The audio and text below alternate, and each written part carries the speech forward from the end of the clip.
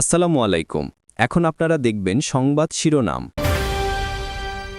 প্রিয় নেতা খামেনি হত্যাকাণ্ডে ইরান জুড়ে মাতম, শহরে শহরে ক্ষোভ, বিষাদ সমাবেশ। আপৎকালীন দায়িত্বে প্রেসিডেন্ট, প্রধান বিচারপতি সহ ৩ জন। سرشار از نفرت نسبت به اسرائیل آمریکا ما میداریم اینا رو پاسخ بده ما اینا رو میداریم মিনিটেই খামেনি সহ ৪০ জনকে হত্যা জানালো ইসরায়েল।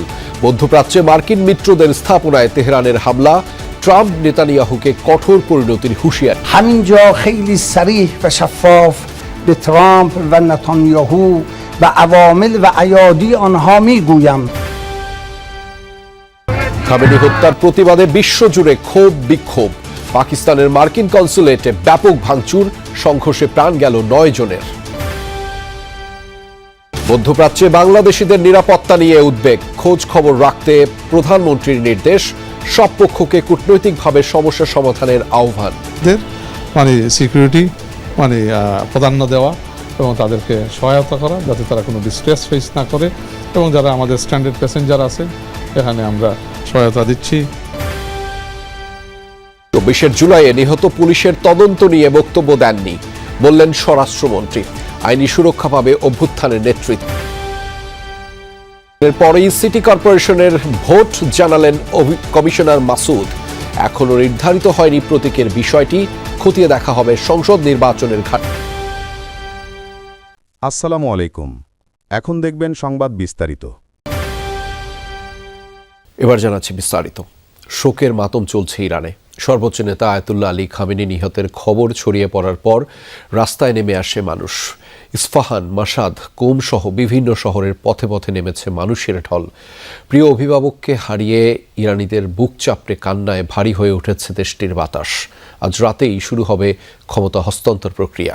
পর ইরানিদের জন্য অন্যরকম এক সকাল, বিষাদ আর হাহাকারে ভরা এই সকাল। হত্যাকাণ্ডের শিকার সর্বোচ্চ নেতা আয়াতুল্লাহ আলী খামেনি। বুক চাপড়ে কান্নায় ভারী হয়ে উঠেছে ইরানের আকাশ। বছর ৬ মাস পর শেষ হলো সৈয়দ আলী হোসেন খামেনির শাসনকাল। সর্বোচ্চ নেতার মৃত্যুর খবর জানার সাথে সাথে তেহরানের সড়কে নেমে আসে মানুষ। লাখো মানুষের গগনবিদারী কান্না। কেউ কাঁদতে কাঁদতে বসে পড়েছে রাস্তায়। খামেনির ছবি হাতে দিশেহারা ঐতিহাসিক শহর ইস্পাহানে নেমেছে লাখ লাখ মানুষের ঢল। আরেক শহর মাশহাদে খামেনির মৃত্যু শোকে পতাকা উত্তোলন করা হচ্ছে শিয়া অনুসারীদের প্রধান ধর্মীয় স্থান ইমাম রেজার মাজারের সবচেয়ে বড় গম্বুজে। সেখানেও আবেগ বাঁধ ভেঙেছে অনুসারীদের। খামেনির ছবির পাশে বুকফাটা আর্তনাদ করছে মানুষ। কোমে শোক পরিণত হয়েছে ক্ষোভে। যুক্তরাষ্ট্র নিপাত যাক, ইসরায়েল জাহান্নামী স্লোগানে প্রকম্পিত আকাশ বাতাস। বিক্ষোভ করতে করতে বুক চাপড়ে কাঁদছে নারী পুরুষ। বীরজান শহরের কেন্দ্রস্থলে ইরানের পতাকা হাতে হাজারো মানুষের জমায়েত শোক সমাবেশে। এর শক্তিশালী জবাব দেয়া হবে। লড়াই শেষ পর্যন্ত চলবে যতক্ষণ না দখলদার ইসরায়েলকে পৃথিবীর বুক থেকে নিশ্চিহ্ন করে ফেলা যাচ্ছে। সর্বোচ্চ নেতা ঠিক যেমনটি বলে গিয়েছেন, পৃথিবীর মানচিত্র থেকে মুছে ফেলতে হবে ইসরায়েলকে। আমরা কাউকে ছেড়ে দেব না, উপযুক্ত শিক্ষা দিয়েই ছাড়বো। টেনে ছিঁড়ে ফেলবো এক একজনকে। ওরা সব সীমা ছাড়িয়ে গেছে, যা করছে তা মেনে নেওয়া যায় না। সোমবার তেহরান বিশ্ববিদ্যালয়ে অনুষ্ঠিত হবে সর্বোচ্চ নেতা আয়াতুল্লাহ আলী খামেনির জানাজা। তার মৃত্যুতে সপ্তাহব্যাপী ছুটির পাশাপাশি ৪০ দিনের রাষ্ট্রীয় শোক ঘোষণা করেছে ইরান। সর্বোচ্চ ধর্মীয় নেতা আয়াতুল্লাহ খামেনির হত্যাকাণ্ডের পর আজই শুরু হবে অন্তর্বর্তী পরিষদ গঠনের কাজ। রোববার এক সাক্ষাৎকারে একথা জানিয়েছেন দেশটির নিরাপত্তা প্রধান আলী লারিজানি। ৩ সদস্যের অস্থায়ী এই কাউন্সিলে থাকছেন প্রেসিডেন্ট মাসুদ পেজেশকিয়ান এবং সুপ্রিম কোর্টের চিফ জাস্টিস গোলাম হুসেইন মোহেসেনি এজেই, পরিষদের আরেক সদস্য গার্ডিয়ান কাউন্সিলের আইনজীবী আয়াতুল্লাহ আলী রেজা আরাফি। পরবর্তী সর্বোচ্চ ধর্মীয় নেতা নির্বাচনের আগ পর্যন্ত দেশ পরিচালনার দায়িত্বে থাকবেন তারা। এদিকে নতুন কমান্ডার ইন চিফের নাম ঘোষণা করেছে ইসলামিক রেভলিউশনারি গার্ড কর্পসের IRGC। বাহিনীটির প্রধান হিসেবে দায়িত্ব নিতে যাচ্ছেন ইরানের সাবেক পররাষ্ট্র ও প্রতিরক্ষা মন্ত্রী আহমদ বাহাদি। অভিযানের মাত্র 1 মিনিটের মধ্যে ইরানের উচ্চপদস্থ 40 কর্মকর্তাকে হত্যা করতে সক্ষম হয় ইসরায়েল। ব্যাপক ক্ষতির সম্মুখীন হয় IRGCর ক্ষেপণাস্ত্র ব্যবস্থা, এমন দাবি ইসরায়েলি প্রতিরক্ষা বিভাগ IDF-এর। এদিকে সর্বোচ্চ ধর্মীয় নেতার মৃত্যুতেও ভেঙে না পড়ে লড়াই চালিয়ে যাচ্ছে ইরান। সামর্থ্যের সর্বোচ্চ দিয়ে যুক্তরাষ্ট্র, ইসরায়েল সহ মিত্রদের জবাব দিয়ে যাচ্ছে বিপ্লবী গার্ড বাহিনী। IRGC। প্রাণ গেছে কমপক্ষে 6 জনের। ট্রাম্প নেতানিয়াহুকে কঠোর পরিণতির হুঁশিয়ারি দিয়েছে তেহরান। একের পর এক মার্কিন ইসরায়েলি ক্ষেপণাস্ত্র, কখনো যুদ্ধজাহাজ, কখনো বা লঞ্চার থেকে উৎক্ষেপণ করা হচ্ছে মিসাইল। এক প্রকার বিনা বাধায় আঘাত হানছে রাজধানী তেহরানের ইরানের সর্বোচ্চ ধর্মীয় নেতা আয়াতুল্লাহ খামেনির হত্যাকাণ্ডের প্রতিবাদে বিশ্বজুড়ে চলছে বিক্ষোভ। স্বয়ং যুক্তরাষ্ট্র থেকে শুরু করে ইউরোপ, এশিয়ার বহু দেশে রাস্তায় নেমেছেন লাখ লাখ নাগরিক।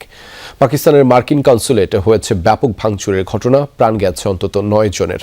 সহিংসতা হয়েছে ইরাকের মার্কিন দূতাবাসেও। এদিকে ভারত, দক্ষিণ কোরিয়া, ইতালিতেও মার্কিন ইসরায়েলি আগ্রাসনের বিরুদ্ধে দেয়া আগুনে পুড়ছে করাচির মার্কিন কনসুলেট। পুলিশি বাধা উপেক্ষা করেই চালানো হয় তাণ্ডব ভাঙচুর।